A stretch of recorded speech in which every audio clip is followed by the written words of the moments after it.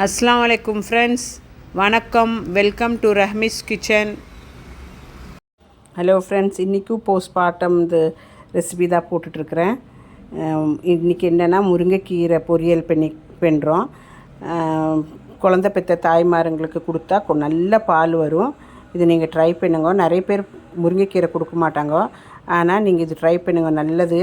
குழந்தைங்க கொஞ்சம் பேதியாகவும் கொடுக்க மாட்டாங்க, ஆனால் பால் நல்லா வரும். முருங்கைக்கீரை இருக்குங்களா, முருங்கைக்கீரை நல்லா வாஷ் பண்ணிவிட்டு வாட்டர் ட்ரைன் பண்ணிக்கோங்க. முருங்கைக்கீரை நல்லா வாஷ் பண்ணி வாட்டர் ட்ரைன் பண்ணிவிட்டு அதுக்கு வேண்டிய பொருள் வந்துட்டு ஒரு 6-7 பூண்டு தட்டிக்கணும். சின்ன வெங்காயம் ஒரு 4 நீளமாக எடுத்துக்கணும்.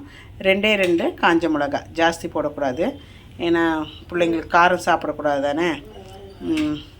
பிள்ளைங்களுக்கு விதை எல்லாம் எடுத்துடுங்க, அதுக்குள்ளே இருக்கிற விதை எல்லாம் எடுத்துகிட்டு போடுங்க. ஜாஸ்தி காரம் சாப்பிடக்கூடாதுனால தான். அப்புறம் ஒரு வடைச்சட்டி வச்சுட்டு ஒரு 1/2 டீஸ்பூன் அவ்வளோ எண்ணெய் போட்டுங்க. ஒரு 1/2 டீஸ்பூன் எண்ணெய், எந்த குக்கிங் ஆயில் இது வேணுமா இருந்தாலும் போட்டுக்கோங்க. அதில் அது காஞ்ச பிறகு சின்ன வெங்காயம். அப்புறம் இது ஃப்ரெண்ட்ஸ் நீங்கள் ட்ரை பண்ணுங்க, பால் செமையாக வரும் குழந்தைங்களுக்கு, நம்ம பிள்ளைங்களுக்கு. குழந்தைங்கன்னு நான் சொல்கிறது வந்துட்டு பச்சை குழந்தை இல்லை, குழந்த பெற்ற தாய்மார்களுக்கு நல்ல பால் வரும்.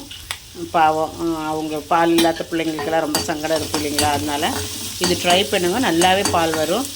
பூண்டு தட்டுந்து போட்டுக்கணும். அதே மாதிரி விதை எடுத்த 2 காஞ்ச மிளகாவும் போட்டு அது கொஞ்சம் நல்லா வணக்கிட்டு நம்ம கீரையை எடுத்து போட்டுக்கணும். உப்பு கொஞ்சம் போட்டுக்கோங்க. இது அப்படியே தாய்மார்களுக்கு கொடுங்க. தாய்மார்களுக்கு கொடுத்தா சாப்பாடு கூட கொடுக்கலாம், இல்லாட்டி சும்மா அப்படியே சாப்பிட்றதா இருந்தாலும் சாப்பிட கொடுக்கலாம். ரொம்ப ரொம்ப நல்லது, பால் செம்மையாக வரும். நீங்களும் எல்லோரும் வீட்டில் ட்ரை பண்ணுங்க. கீரை போட்டுங்க. வெங்காயம் பூண்டெல்லாம் வணங்கினோன்னு கீரையை போட்டுக்கிட்டு நல்லா கீரையை போட்டுட்டு நல்லா இலக்கி விடுங்க. இது நல்லா ஆவியில் தான் வேகணும், தண்ணி இன்னும் போடக்கூடாது. சீக்கிரம் ஆகிடும், ஒரு 5-10 நிமிஷத்தில் ஆகிடும். நல்லா இறக்கி விட்டுட்டு அப்புறம் பிள்ளைங்களுக்கு கொடுங்க. இந்த மாதிரி ரெசிபியுடன், இந்த மாதிரி டிப்ஸுடன் நான் இன்னும் மீண்டும் அதர் வீடியோவோட சந்திக்கிறேன். பிள்ளைங்களுக்கு இப்போ கொஞ்சம் நாளைக்கு இந்த மாதிரி போஸ்ட்மார்ட்டம் இந்த வீடியோஸ் தான் போடுவேன் நான். அது கூட நம்மளோட ரம்ஜானும் ஸ்டார்ட் ஆகிருக்கு, அதோட வீடியோவும் போடுறேன்.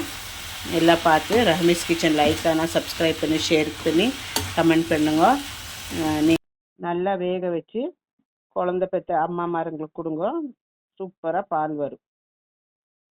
மீண்டும் அதர் வீடியோவுடன் உங்களை சந்திப்போம். தேங்க்யூ, டேக் கேர், பாய்.